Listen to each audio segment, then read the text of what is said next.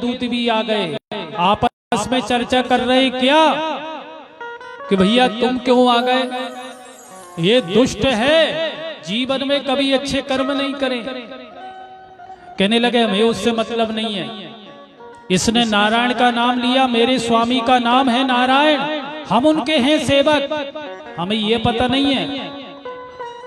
तब यम के दूत कहने लगे तुम्हें बेवकूफ बना दिया है, इसके बेटे का नाम है नारायण।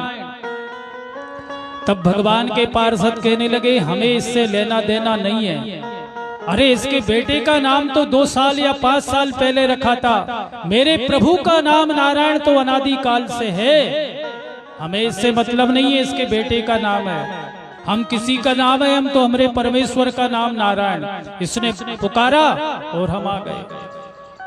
उनमें इतना मुदगर बजाए, यम के दूत भाग गए ब्रह्मा जी के पास जाकर के यम जी के पास कि आज से आपकी नौकरी बंद। कहने लगे क्या हो गया कि आपने कहा था इसे लेके आओ, इतनी मार पड़ी है कि आज तक हम पिटे नहीं है किसी के हाथों, हम यम के दूत थे, हमें पीटने वाले हो गए। कहने लगे बात है क्या बताइए।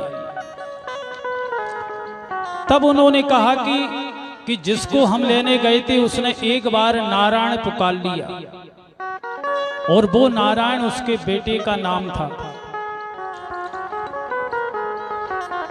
तब यमराज ने हाथ धर दिया कि भैया ये पावन नाम ये नरकों के बीच में मत बोलो, नहीं मेरा तो धंधा चौपट हो जाएगा, ये सब भगवान के अधिकारी हो जाएंगे, धीरे बोलो।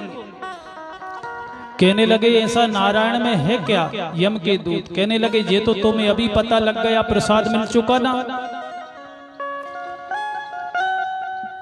तो भगवान का इतना पावन नाम है, अगर एक भी बार जो सच्चे मन से ले लेता है, इसी वजह से जो अपने नामकरण होते थे, ब्राह्मण देवता रखते थे, संत लोग रखते थे भगवान से संबंधित, क्योंकि बाप में तारीकी जब अंत समय रहता है तो अपनी संतान में ही प्रेम रहता है। इसी कारणवश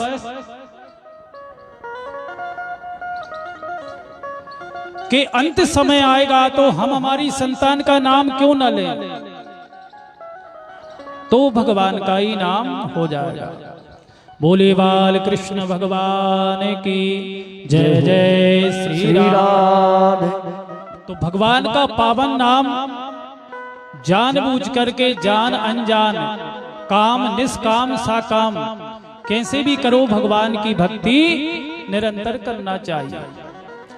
अब भगवान का अष्टम स्कंध है, इसमें मनमंत्रों की कथाएं हैं। भगवान ने विविध मनमंत्रों में रूप धर करके, अनेकों रूप रख करके भगवान ने लीला करी, जिसमें एक मनमंत्र में गजग्राह का भगवान ने उद्धार करा। इतना मदान था, गजग्राह जंगल में रहता था, उसे ऐसा विश्वास था मुझे कोई मारने वाला नहीं है, मुझ में इतना बल है, मेरे पुत्र हैं, मेरी पत्नी है। पर हुआ क्या, जैसे ही गर्मी के समय में जल पीने के लिए गया तो मगर ने पैर पकड़ लिया। जिनके लिए हम रात दिन मेहनत करके कमा रहे थे, जी रहे थे, जब देखा कि ये बचने वाले नहीं है तो हथनी भी हट गई, बच्चे भी हो गए कि तुम्हें तो मरना ही है, तुम्हारे संग हमें थोड़ी मरना है। तब उसे बैराग हो गया हाथी को कि आज मेरा कोई साथ देने वाला नहीं है, मौत के मुंह में मैं अकेला हूं, अकेला लड़ रहा हूं। ऐसे ही भक्तों हमें भी अकेला ही लड़ना है, मौत के मुंह में जब जाएंगे तब कोई साथ नहीं देगा, मात्र देने वाले वो गोविंद हैं और उनको हम अपना साथी समझते नहीं हैं। आज ग्रह की जो स्थिति है और आखिरी में गोविंद ने ही उनके प्राण बचाए। कब, जब संसार से विरक्त हो गए, तब भगवान से प्रेम हुआ, संसार से वैराग हो गया। जब तक संसार में थे गोविंद नहीं आए। और गोविंद ने भी विलंब नहीं करा, शीघ्र अतिशीघ्र आकर के गजग्राह का उद्धार किया। बोलो बाल कृष्ण भगवान की जय हो। जय जय श्री राधे। एक गजग्राह पहले के श्रापित थे, ये गंधर्व थे।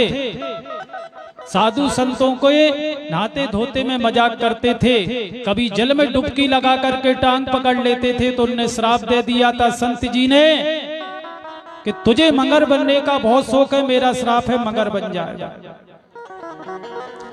जो गज हैगा जे गुरुदेव भगवान के आने पर खड़ा नहीं हुआ था, श्राप दे दिया कि हे मदान तू हाथी बन जाएगा। तो ये संतों का श्राप है। आज देखिए संतों के श्राप से भगवान प्राप्त हो रहे हैं कि नहीं। संत का कोप भी हमारा कल्याणप्रद बन जाता है। और जैसे ही भगवान आए तो सबसे पहले किसका उद्धार हुआ ये बताइए। पुकारा किसने? गज को। गज ने पुकारा पर उद्धार किसका हुआ? ग्राह का। तो भगवान कहना चाहते हैं मेरे भक्त का तो उद्धार मैं करूंगा, पर जो मेरे भक्तों के भी पैर पकड़ लेगा सबसे पहले मैं उनका उद्धार करूंगा। जय जय श्री राधे। तो चाहो भगवान के पैर पकड़िए, चाहो भक्ति के पकड़िए। जैसे बिजली का करंट हैगा, कोई भी उसमें हाथ लगा ले, तुम्हें तार पकड़ने की जरूरत नहीं है। उस व्यक्ति को भी आप हाथ लगाओगे तुम्हें भी उतना ही करंट लगेगा जितना उसमें है। इसी प्रकार जो भगवान के भक्त हैं, चाहो भगवान के चरण पकड़ लो और चाहो भक्तों के पकड़ लो। इन्हीं मनमंत्रों में भगवान ने एक मनमंत्र में अनेकों रूप धारण करे। किस प्रकार से कि देवता और राक्षसों ने कहा कि भैया अपना भाई है तो सगे भैया, क्यों कश्यप जी के बेटा है, तो अपन ऐसा करें कि समुद्र मंथन करके अमृत पी लो, फिर दिन रात लड़ो मरेंगे, है नहीं। देवता और राक्षसों ने ये हो गए। तब उन्होंने कहा कि ठीक है। समुद्र मंथन करने लगे। कैसे? सभी राजी हो गए अमृत के लिए। अमृत किसे बुरा लगता है। और जाकर के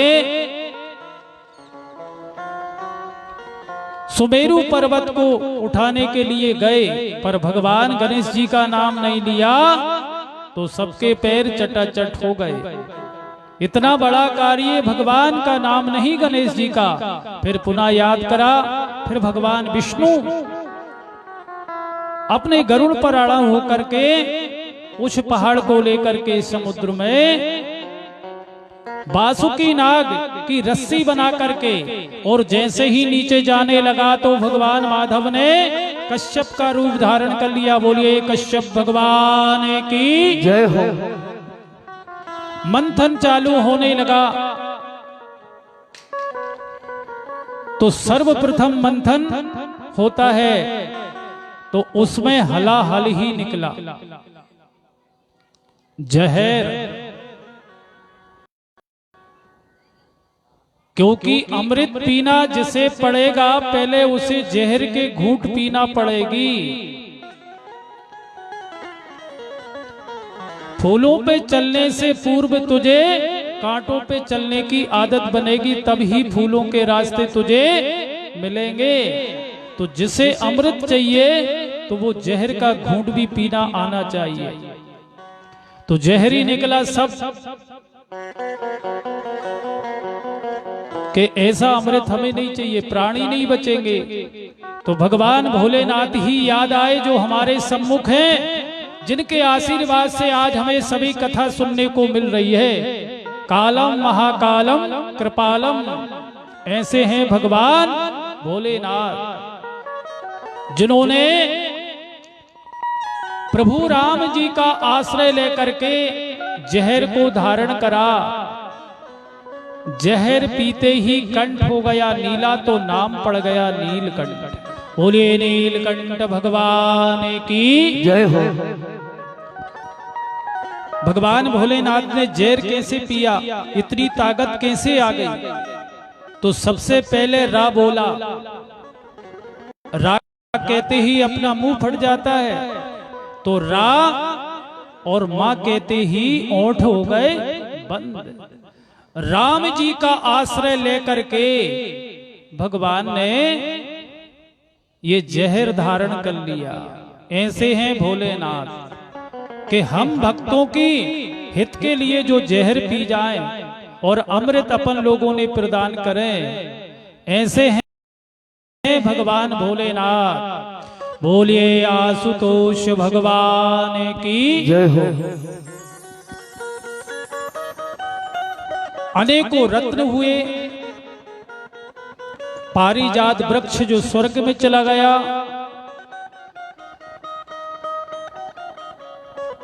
उसमें कुछ दिव्य अश्वों का उद्गम हुआ, राजा बलि के पास चले गए, गौ माता का उद्गम हुआ और साक्षात लक्ष्मी जी। बोलो लक्ष्मी मैया की जय हो। अब सब सावधान हो गए कि लक्ष्मी को कौन नहीं चाहेगा। तो उन्होंने कहा भैया लक्ष्मी जी जिसके गले में हार डालेंगी वो। तो साधु संत भी चमीटा ठोक के बैठ गए कि कहीं हमारा भी नंबर आ जाए धोखे से। साधु संत भी कह रहे हैं देवी तुम हमारे पक्ष में आइए, लक्ष्मी कौन नहीं चाहता। अरे धन कुबेर जिनके पास खजाना है वो भी लक्ष्मी की चाह रखते हैं। साधु संत भी चमीटा गड़ाए माँ आप हमारे पक्ष में जाइए, पर नहीं गई। भोलेनाथ जी भी कहने लगे हमें ये दान ना कर दें, इन्हें पता तो है नहीं ओगड़ दानी है। भगवान विष्णु एक साइड थे, जब जाकर देखा मंगलम भगवान विष्णु हो मंगलम गरुड़ध्वजा मंगलम पुंडरीकाक्षम मंगलायस्तनोहरि। सब तरफ मंगल ही मंगल है, अमंगल का कोई काम नहीं। शांत लक्ष्मी जी ने माला याद रखो सभी भक्त, हमें जो भगवान ने टूटा फूटा दिया है ये कुछ दिन की व्यवस्था है। लक्ष्मी नारायण की पहले थी और आज भी नारायण की हैं और नारायण की ही रहेंगी। बोले लक्ष्मी नारायण भगवान की जय हो। जय जय श्री राधे। अब जिसके लिए मंथन चल रहा था दिव्य रत्नों का प्रादुर्भाव,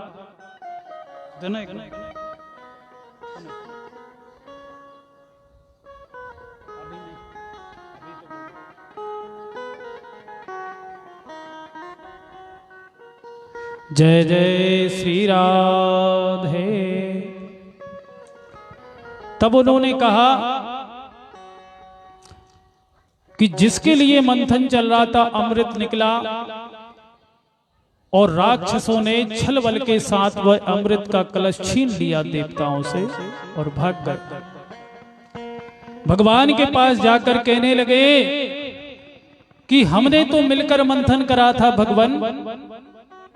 राक्षस लोग ले गए। भगवान कहने लगे ध्यान रखो जो मेरी शरण में है जिनके गए हुए पदार्थ भी मैं वापस बुलवा दूंगा और जिनके पास पदार्थ तो हैं पर मेरी कृपा से दूर हैं वो पदार्थ उनसे अपने आप हट जाएंगे। अब भगवान ने क्या करा, मोहिनी रूप धारण कर लिया। बोले मोहिनी भगवान की जय हो। अब जो परमात्मा इतना सुंदर है भगवान विष्णु और वो परम सुंदर मोहिनी बने तो समझिए कितना सुंदर रूप